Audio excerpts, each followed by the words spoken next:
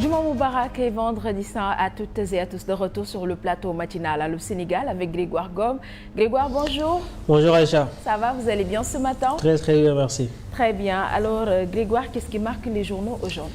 De la justice, Aïcha, nous allons prendre la direction du palais de justice de Dakar avec nos confrères de l'As Quotidien. Les détournements de deniers publics, on en parle largement ce matin dans cette presse écrite et l'As Quotidien de nous signaler que le parquet enfonce l'ancien régime. Dans ses colonnes, le journal évoque aujourd'hui le bilan de ces hommes de la justice avec 28 personnalités inculpées pour 258 millions d'ores et déjà récupérés. Le journal parle également de plus de 200 personnes arrêtées et 15 milliards de francs CFA recouverts dans 11 titres fonciers. C'est la belle moisson du pôle judiciaire financier ce matin dans l'As Quotidien.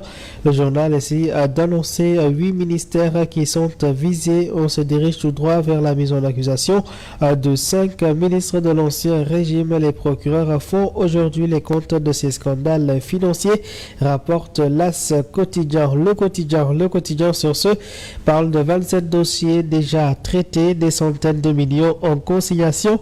Le PJF collecte 15 milliards en seulement 7 mois et 5 conseils ministres se dirigent tout droit vers cette haute cour de justice.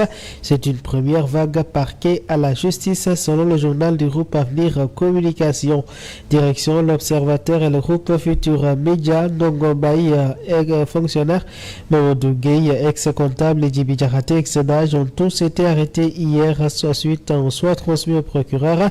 À l'époque des faits incriminés, ils étaient en poste au ministère de la Famille et de la Solidarité, rapporte aujourd'hui l'Observateur quotidien. La liste de ces mises en cause ministère après ministère. Tout donc sur l'opération Dakar Demdik pour dire tout droit vers la division des investigations criminelles. La source A quotidien sur cette question de revenir sur cette opération Gori qui est en marche. Bien sûr, les procureurs ont éclairé hier et 5 ministres de Macky Sall sont en danger selon le journal. Leur dossier a déjà pris une fois. L'Assemblée nationale redonnera vie à la haute cour de justice. On saura à quelle sauce ils risqueront d'être bouffés.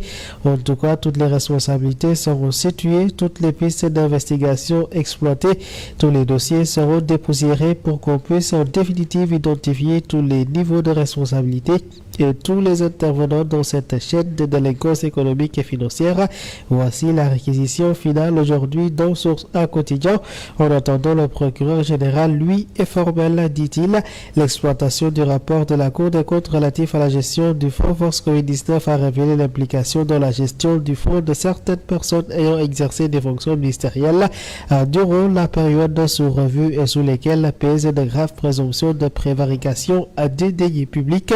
Et ces chefs d'inculpation varient entre détournement de deniers publics, escroquerie portant sur des deniers publics, concussion et corruption. Il appartiendra ainsi à l'Assemblée nationale de bien les définir, dira Bakefal dans Source A quotidien. Libération sur ce évoque une déposition de la troisième vague. Le journal de cité des Aminataloum, ancien âge du ministère du Développement industriel, Mohamedou Bamba Amar, aide comptable Pierre Malik Ndong, agent administratif et Omar Galafay, comptable, tous arrêtés. Et face aux enquêteurs, Mohamedou Bamba Amar a fait des aveux et détaillé le circuit de 2,5 milliards de francs CFA à retirer au cash et recherché pour arrestation. L'ancien gestionnaire, lui, a préféré prendre la fuite. Le journal évoque également des paiements frauduleux, des imitations de signatures. Djibi Diakhaté, ancien âge du ministère de la Femme cerné, il est tombé en même temps que son ancien collaborateur Ndongo-Baï qui a avoué l'usage de faux, et Mamadou Gueye Dramé, un des bénéficiaires des fonds en cause. Ibrahim Ndoye, procureur de la République dans Libération, évoque que la TIC a déjà conduit de 27 personnes et ils ont donc recouvré 258 448 233 francs CFA. Bakefal, procureur général près la cour d'appel, a dans Libération de préciser que les dossiers concernant 5 anciens ministres ont été déposés au niveau de l'Assemblée nationale. Ouvrons à présent enquête quotidienne sur cette affaire pour parler de traques financières et dettes cachées entre autres. C'est le gros affrontement puisque l'Alliance pour la République a réagi. Les premiers éléments livrés par les procureurs sous les poursuites sont en cours. En attendant, la stratégie de lutte contre la délinquance financière est présentée. L'Alliance pour la République a préféré donc produire un contre-rapport et rejeter les accusations de cette dette cachée en finissant donc par pointer du doigt des manœuvres politiques, révèle enquête quotidien. Le groupe des médias avec la tribune qui parle aujourd'hui de Robert Rouget qui met en garde le régime. La voix que Dioma et Sonko empruntent est assez dangereuse, nous signale-t-on. Leur forme de gouvernance ressemble à une chasse aux sorcières qu'on s'attelle à la construction d'un Sénégal nouveau. Avec leur concours des anciens, Macky Sall a encore des services à rendre à son pays et il le fera, prévient-il dans la tribune quotidien. Ouvrons justement sur cette question le journal Le Peuple quotidien sur l'audit des finances publiques.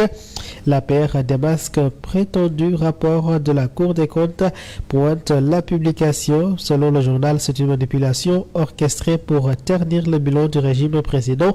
Ce rapport n'a rien d'officiel et ne résulte pas d'une procédure régulière comme l'exige pourtant la loi organique de la Cour suprême, dixit ses membres.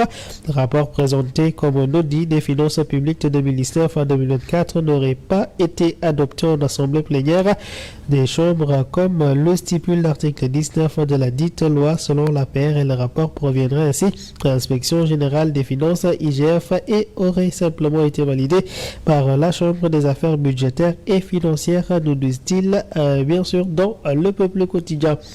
Parlons sport justement avec Réumi qui revient sur la 6e journée de la Coupe de la Ligue. Le journal de nous édifier sur la suite de cette compétition et Guédiawaye FC, également le Casa Sport qui décroche leur billet pour les 8e de finale. Le point Actu Sport pour terminer, pour parler du football européen, la Ligue Europa bien sûr qui a vu son tableau de demi-finale être affiché hier et l'Olympique de Lyonnais de Moussa Niakhaté espérait bien sûr une folle soirée. Hier Old Trafford, les Lyonnais ont fini par s'incliner au terme d'une rencontre assez dingue. Lyon éliminé par Manchester United au terme d'un scénario dingue, révèle le journal. En bas de page, le scénario fut tout autre pour Tottenham de Pape Matar Sarr qui est parti chercher la qualification en Allemagne. Tottenham Bilbao, Bodo Glimt rejoignent ces demi-finales en compagnie de Manchester United. Aïcha, voilà pour l'essentiel de la presse écrite du jour. Grégoire, et très bonne lecture à vous, amis téléspectateurs. On se retrouve tout à l'heure dans la deuxième partie. Justement à 8h pour le journal. Inch'Allah. Merci à Grégoire Gom, amis téléspectateurs. Restez bien avec nous. Tout de suite, nous passons à l'actualité politico-économique avec Pape Malik Thiam.